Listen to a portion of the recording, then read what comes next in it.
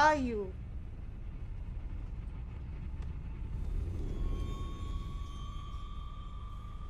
I don't know.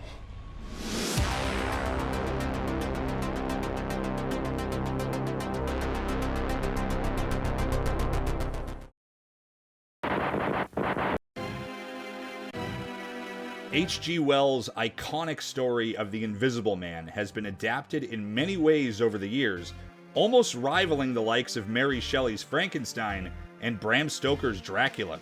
The laundry list of Invisible Man adaptations when it comes to film and even TV is staggering. It goes all the way back to the early 1930s. I mean, shit, we just got a new Invisible Man movie in 2020. But the most unique adaptation, at least in my opinion, comes in the form of a Canadian body horror flick from 2016 from director and writer Jeff Redknapp. This is the lesser talked about and lesser seen The Unseen. The character of the Invisible Man is normally somebody who goes insane and eventually gets drunk with power. But there are instances, such as John Carpenter's Memoirs of an Invisible Man, where he's more of a tragic hero. The Unseen also decides to go in this direction, but in a far gnarlier Cronenbergian type of way, and it's pretty great. Bobby Langmore, our transparent lad of this film, played by Aidan Young, a once promising young hockey star, decides to abandon his family and move up north because he discovers that he's disappearing. I've never quite seen it done this way, where the skin, meat, and bone are all turning invisible gradually. Now, I don't want to show too much here because I do feel like if you've never seen this flick before, it is more than worth watching the entire movie for the transformation. He moved from Vancouver to somewhere in Squamish, where it's generally cold and he can layer up at the mill he works at, and wherever he goes out in public, until he's inevitably completely disappeared, or decides to end it all a little sooner. He gets a random call from his ex-wife, who has been having trouble with their daughter. He's hesitant, but ultimately decides that he should see his daughter one more time before he's completely gone. Shortly after his return, she's kidnapped by some unsavory fellas, so he makes it his mission to find her, while also struggling to hide what's happening to him more and more. If you mix these two up, I would not want to be you. Don't need to know. Now, there are other plot elements that happen in between, but once again, I feel like if you've never seen this one before, it should be experienced in full for the first time, and not through some jabroni's YouTube video. But I'll try to sell you on these factors. The invisible effects. This Invisible Man film has more of a gradual descent, but it's done extremely well, using a mix of practical effects and CG to achieve this really grisly, almost chewed through effect of his vital organs, meat, and bone, sometimes just hanging in midair. I love it. The locations. Now, it is common knowledge that most movies are shot in Canada, particularly Vancouver, BC.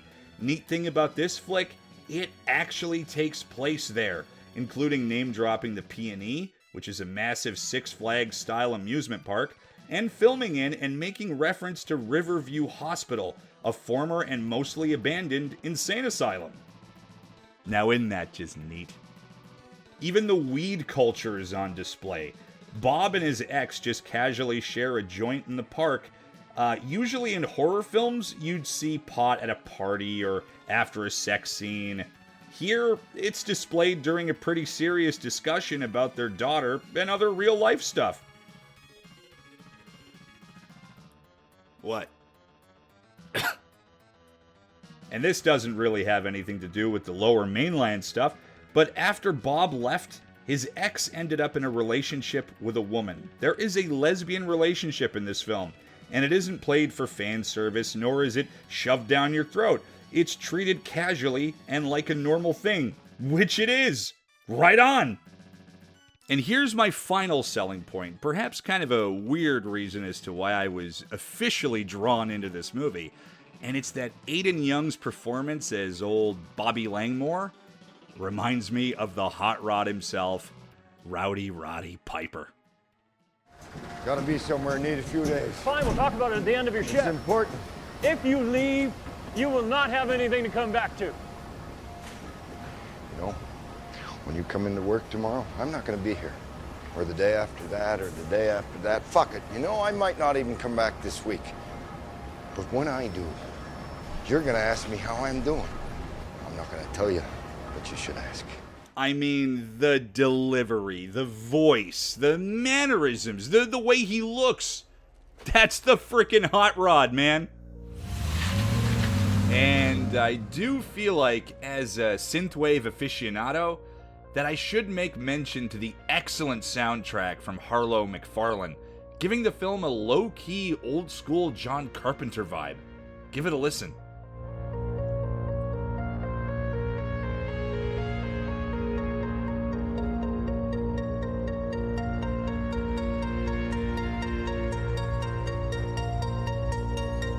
Jeff Redknapp, the writer and director of The Unseen, is more of an effects guy by trade, and is still a successful makeup artist for film, the latest being a part of the effects department for Deadpool and Wolverine.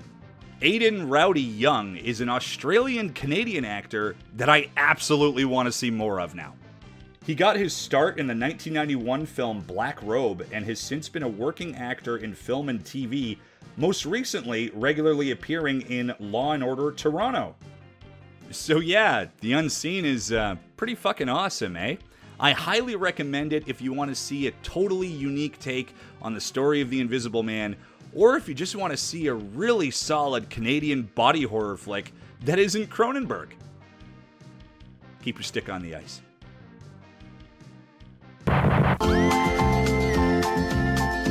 There's a voice that keeps on calling me down the road, that's where I'll always be. Every stop I make a new friend. Can't stay for long, just turn around and I'm gone again. Maybe tomorrow I'll wanna settle down. Until tomorrow I'll just keep moving on.